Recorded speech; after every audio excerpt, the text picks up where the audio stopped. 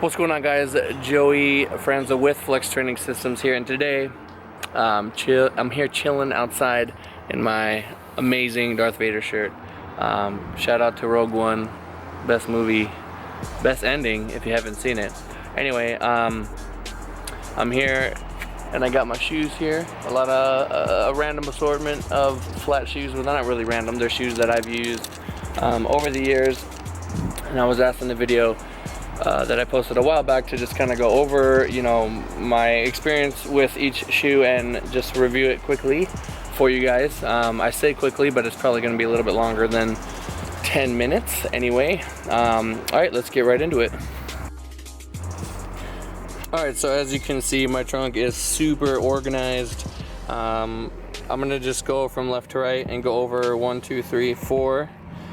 Just talk a little bit about the shoe, and hopefully I can help some of you guys decide on what shoes to use. So first one I'll go through is this the Asics Matflex. Now this one's a couple years old. I've used it very few times. I do like the shoe. It is pretty flexible. It has a wide toe box, so I have a super wide foot. So for those of you that have like ridiculously wide feet, you could pretty much go ahead and pick the shoe by the length, and the width is not really going to be a problem. Yeah, it's a good shoe. The only real issue that I have with it is that it's kind of wobbly, so like I wouldn't like it too much for squatting.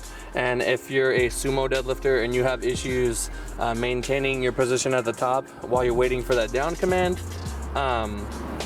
then this is probably not what you're gonna want to use. For some people it's not even gonna matter. For others, you're definitely gonna want a shoe that's got a little bit solid, a little bit stable-er, I guess you could say, as a base, which is gonna be the next shoe that we're gonna talk about right here. So a lot of you guys know this as the Reebok Power Shoe. I think they're officially called the Reebok LIT or CrossFit Lite or something like that. This is the newer model. I have the older ones, and I would say that the only difference between the two is that this one around this area right here, see where this little kind of like breathing spot is, where these air holes are, it's a little bit stiffer. The inside is really nice and soft. It's a nice shoe. You could actually wear these shoes like just to go out, honestly. I wish they made one in a solid black. I would be all over that, just to train in. And you can wear them out, and nobody will know the difference. It's a good shoe. It's a good, solid, stable shoe. The only thing is inside, because they are U-Form.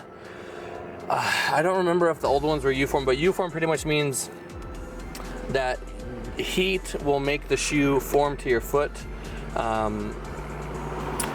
It's a good shoe, a very wide toe box, stable in the bottom. Your feet won't really slide left and right. I don't really like powerlifting and squishy shoes. I like it for everything else. I'm pretty nitpicky when it comes to my shoes, so good shoe. I like the shoe. If you don't want a squishy shoe, then probably pass on this one. Also, if you compete in a federation where your judging is very strict, I've seen people get in trouble because it kind of goes up here. See how the lip of the shoe just goes up, and they'll say that your feet are not down all the way, which is like very rare that's gonna happen, but I've seen it happen. It's actually messed people up. So that was actually a reason why I opted not to use these in competition, although I have in the past. All right, so I'll go with this one next. The next one here, this is I believe it's called the Adidas Wizard 4 or Mat Wizard 4, something like that.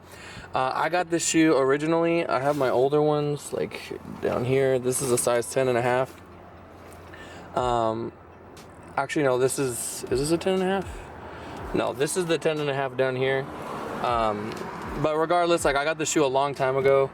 Long time ago, and I just recently switched back to them, and that's what I hit my 650 in. I really like this shoe. Like I cannot I feel like the material, if you were to buy this shoe when it's brand new, like now, if they were to remake it or something with the same material, this nice leather, it would be way more expensive. I got it for, I think, $100. Recently, I found them on some random website that my one of my clients, you guys know Sean Noriega, he asked me what I squat in. I told him these ones. He found them in white that were his size. In my size, I had to go one up, which was a 10. No, I had to go to 11. I'm normally a 10 and a half. To have a wide toe box, it feels like the shoe was like made for my foot. Really nice shoe. This is what it looks like on the other side. Very similar. Very similar to the shoe that Ray Williams squats in. I cannot say enough good things about this shoe. It's super nice. You even got like the suede right here on the bottom. It's hard too, which is what I really like. This heel is actually super. It's like friggin', you can knock somebody out with this. It's hard, you know, on the bottom, and that's what you want for powerlifting. The laces tie, you know, really like the some shoes that have shoelaces and you tie them up and they don't even do anything. Like you don't really feel a difference, which is kind of like the next shoe I'm gonna get into. But this one, when you tie it tight, you're gonna feel snug on your foot. And I love squatting in these. I feel very secure, I feel very safe. Yeah, just an awesome shoe all around. If you can find these, you know, and you don't mind the orange, go ahead and get them. Awesome shoe. Adidas, you're never gonna see this, but if you ever make this shoe in like a solid black or come up with more colors, like this is the best shoe, like flat shoe ever that I've used. I like it. I even think it looks dope. You know, I don't mind the orange. All right, so last one, we got so these are the metal squat shoes.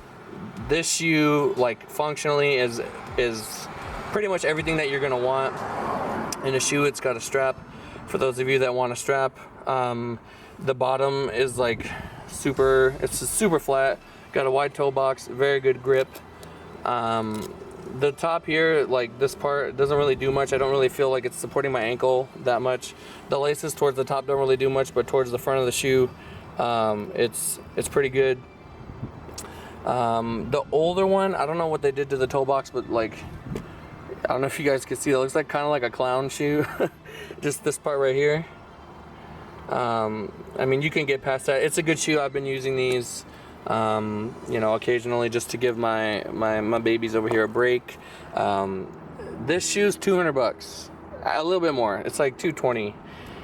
I can't really justify it. My girlfriend got them for me a while ago, like 2.5 years ago or something.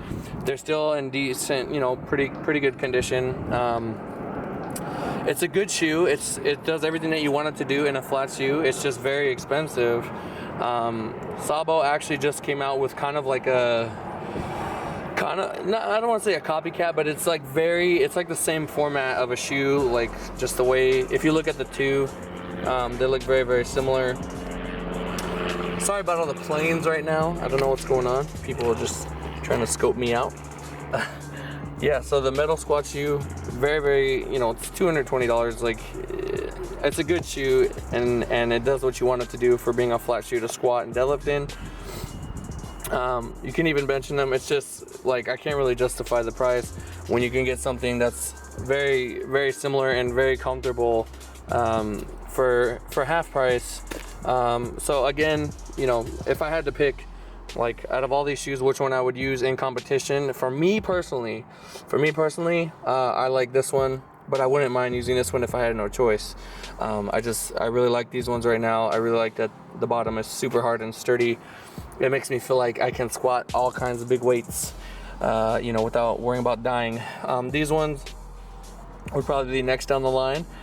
I'm pretty sure you can find these on Reebok's website, and you know, if you guys follow good old Mark Smelly Bell anywhere, he's constantly dropping like promo codes and stuff. So I would go with this one next, and then this one's like the last one. It's the cheapest one. You could probably find them for like, honestly, you could find them for like $40. If you're a small person, like if you're a small girl and you're watching this, you can get a kid size like super duper cheap. So yeah, that's my my review of the flat shoes that I use for powerlifting. Other shoes that I don't have here that I've also used are Chucks. I don't really like Chucks. I don't think anybody should be using Chucks at this point. There's other shoes out there. If you like using Chucks, then go ahead. And yeah, other than that, you know, when it comes down to powerlifting and using, you know, a shoe that's flat, you want it to be stable, you want it to be sturdy, and you want to be able to feel the ground, you know. And this one's squishy, so I don't like that too much. This one moves a little bit. These two are what I've decided on, but again, it's all personal preference. You might like one or the other. That's just something you're gonna have to determine for yourself. And if you guys have any other like super, you know, amazing flat shoes that you guys like, just go ahead and comment that below, and maybe I'll check them out. Maybe I'll cop them, and maybe I will, you know, review those also. So what I plan on doing, you know, in another video is going over like heels and like my preferred heeled shoe. I don't have Romaleos on me right now. I sold mine, but you know, I do have a couple different options when it comes to heels. If anybody's interested in that, then keep a lookout. Thank you guys for all the new subscribers over the last couple days. All the likes, all the comments, all that stuff. I really appreciate it. And thank you guys for listening, and I will talk to you in the next video.